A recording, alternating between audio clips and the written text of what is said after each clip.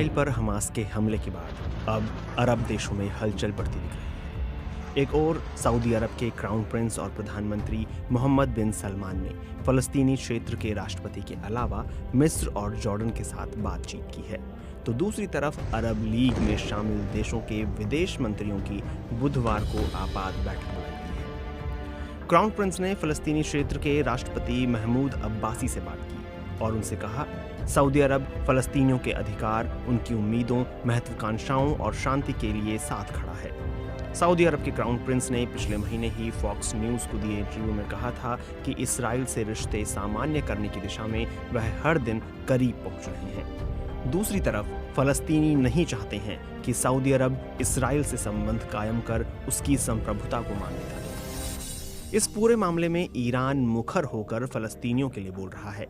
ऐसा लग रहा है कि फलस्तीनियों के अधिकारों की वकालत करने में ईरान सऊदी अरब से आगे निकल रहा है। दरअसल इस्लामिक देशों के बीच भी नेतृत्व की एक होड़ लगी रहती है, जिसमें फलस्तीनियों का मुद्दा अहम रहता है। ईरान और इराक ने ताज़ा घटनाक्रम की समीक्षा के लिए मुस्लिम देशों के संगठन OIC की बैठक बुलाई है। बीते कुछ सालों में बहरीन, सूडान, UAE जैसे कई अरब देशों के साथ इसराइल के संबंध कायम हुए थे।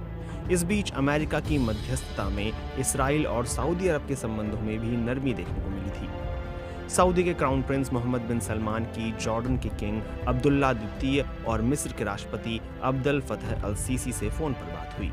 सऊदी प्रेस एजेंसी की ओर से बताया गया है कि तीनों नेताओं के बीच इस बात पर सहमति बनी कि गजा और उसके आसपास के इलाकों में इसराइल को आगे बढ़ने और इस क्षेत्र में उसके विस्तार को रोकने की कोशिशें तेज करनी होंगी।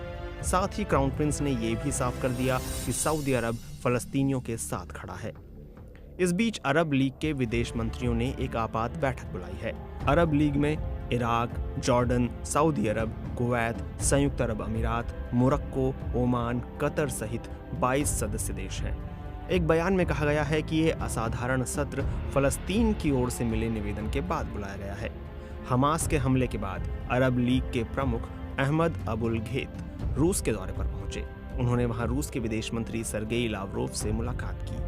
लावरोव ने कहा कि फलस्तीन को अलग राष्ट्र बनाना ही इसराइल में शांति का सबसे विश्वसनीय समाधान है। हमास को अमेरिका और EU आतंकवादी संगठन मानते हैं, जबकि तुर्की इसे राजनीतिक आंदोलन की तरह देखता है। सऊदी अरब और हमास के रिश्ते भी उतार चढ़ाव भरे रहे हैं। 1980 के दशक में हमास के बनने के बाद से सऊदी अरब के साथ उसके सालों तक अच्छे संबंध रहे, लेकिन 2019 में सऊदी अरब में हमास के कई समर्थकों को गिरफ्तार किया गया था। हमास ने अपने समर्थकों को सऊदी में प्रताड़ित करने का भी आरोप लगाया था। 2000 के दशक में हमास की करीबी ईरान से बढ़ी। कई मीडिया रिपोर्टों में हमास के हमले के पीछे ईरान का हाथ बताया जा रहा है। अमेरिका के वॉल स्ट्रीट जर्नल अखबार के मुताबिक ईरान के इस्लामिक रेवोल्यूशनरी गार्ड के अधिकारियों की निगरानी में हुई बैरूत की बैठक में हमास के इस हमले की बारीक तैयारियां की गई थी। हालांकि अमेरिकी अधिकारियों का कहना है कि इस हमले में ईरान के सहयोग का सबूत नहीं मिला है। ईरान से करीबी के कारण सऊदी अरब से हमास की दूरी बढ़ना लाजिम था, क्योंकि सऊदी अरब और ईरान के बीच दुश्मनी है। ऐसे में हमास किसी एक का ही करीबी रह सकता है। इसराइल का जितना खुला विरोध ईरान करता है, उतना मध्य पूर्व में कोई नहीं करता। ऐसे में हमास और ईरान की करीबी स्वाभाविक हो जाती है।